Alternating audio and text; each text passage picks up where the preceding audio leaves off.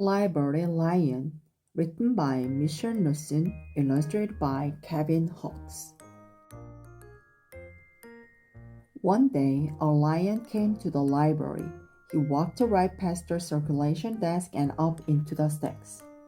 Mr. McBee ran down the hall to the head librarian's office. Miss Meriwether, he called. No running, said Miss Meriwether without looking up. But there's a lion, said Mr. McBee, in the library. Is he breaking any rules? Asked Miss Meriwether. She was very particular about rule breaking. Well, no, said Mr. McBee. Not really. Then leave him be. The lion wandered all around the library. He sniffed the card catalog. He rubbed his head against the new book collection. Then he padded over to the story corner and went to sleep. No one was sure what to do. There weren't any rules about lions in the library. Soon, it was time for story hour. There weren't any rules about lions at story hour either. The story lady seemed a little nervous, but she read out the first book's title in a good, clear voice.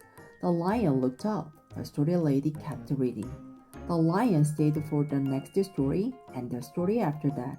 He waited for another story, but the children began to walk away. Story hour is over, a little girl told him. It's time to go. The lion looked at the children. He looked at the story lady. He looked at the closed books. Then he roared very loud. Miss Meriwether came striding out of her office. Who is making that noise? She demanded. It's the lion, said Mr. McBee. Miss Meriwether marched over to the lion. If you cannot be quiet, you will have to leave, she said in a stern voice. Those are the rules. The lion kept roaring. He sounded sad. The little girl tugged on Miss Meriwether's dress. If he promises to be quiet, can he come back for story hour tomorrow? She asked. The lion stopped roaring. He looked at Miss Meriwether. Miss Meriwether looked back. Then she said, Yes, a nice quiet lion would certainly be allowed to come back for story hour tomorrow. Hooray! Said the children. The next day, the lion came back. You're early, said Miss Meriwether. Story hour is not until 3 o'clock. The lion did not budge. Very well, said Miss Meriwether. You might as well make yourself useful. She sent him off to dusty encyclopedias until it was time for story hour. The next day, the lion came early again. This time, Miss Meriwether asked him to lick all the envelopes for the overdue notices. Soon, the lion began doing things without being asked. He dusted the encyclopedias. He licked the envelopes. He let small children stand on his back to reach books on the highest shelves. Then he curled up in the story corner to wait for story hour to begin. At first, the people in the library were nervous about the lion, but soon they got used to having him around. In fact, he seemed very well suited for the library. His big feet were quiet on the library floor. He made a comfy backrest for the children at story hour, and he never roared in the library anymore. What a helpful lion, people said. They patted his soft head as he walked by. How did we ever get along without him? Mr. McBee scowled when he heard that. They had always gotten along fine before. No lions were needed. Lions, he thought, could not understand rules. They did not belong in the library. One day, after he had dusted all the encyclopedias and licked all the envelopes and helped all the small children, the lion padded down the hall to Miss Meriwether's office to see what else there was to do. There was still some time left before story hour. Hello, lion, said Miss Meriwether. I know something you can do. You can bring a book back into the stacks for me. Let me just get it down from the shelf.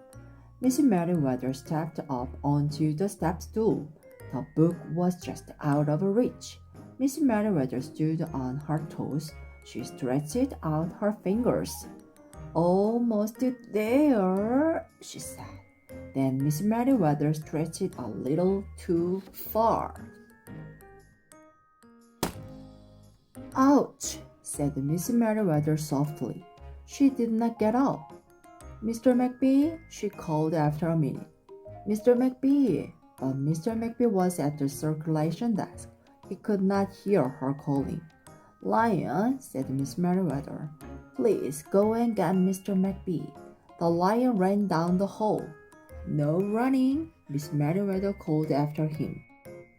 The lion put his big front paws up on the circulation desk and looked at Mr. McBee. Go away, lion, said Mr. McBee. I'm busy. The lion whined. He pointed his nose down the hall toward Miss Merriweather's office. Mr. McBee ignored him. Finally, the lion did the only thing he could think of to do. He looked Mr. McBee right in the eye. Then he opened his mouth very wide, and he roared the loudest roar he had ever roared in his life. Roar! Mr. McBee gasped. You are not being quiet, he said to the lion. You're breaking the rules. Mr. McBee walked down the hall as fast as he could. The lion did not follow him. He had broken the rules. He knew what that meant. He hung his head and walked toward the doors. Mr. McBee did not notice. Miss Merriweather, he called as he walked. Miss Merriweather, the lion broke the rules. The lion broke the rules. He burst into Miss Merriweather's office. She was not in her chair. Miss Merriweather? He asked. Sometimes, says Miss Merriweather from the floor behind her desk. There is a good reason to break the rules, even in the library. Now, please go call a doctor. I think I've broken my arm. Mr. McBee ran to call a doctor. No running, Miss Merriweather called after him. The next day, things were back to normal, almost. Miss Merriweather's left arm was in a cast. The doctor had told her not to work too hard. I will have my lion to help me, Miss Merriweather thought, but the lion did not come to the library that morning. At 3 o'clock, Miss Merriweather walked over to the story corner. The story lady was just beginning a story for the children. The lion was not there. People in the library kept looking up from their books and computer screens, hoping they would see a familiar furry face. But the lion did not come that day. The lion did not come the next day either, or the day after that. One evening, Mr. McBee stopped by Miss Merriweather's office on his way out. Can I do anything for you before I go, Miss Merriweather?